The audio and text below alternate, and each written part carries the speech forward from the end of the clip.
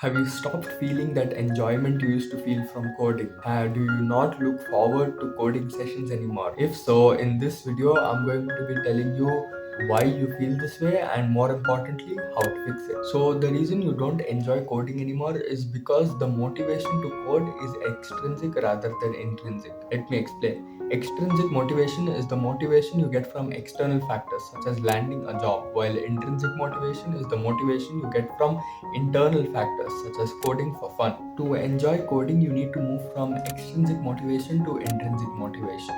And the best way to do that is by doing what you enjoy. And the best way to find out what you enjoy is by exploration.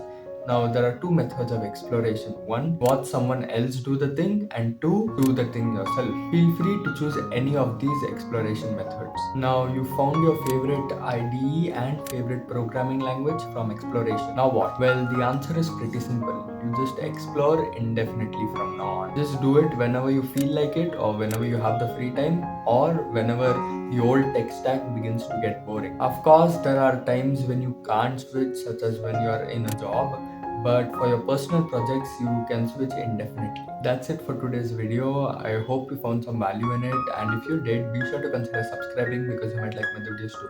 Thank you for watching.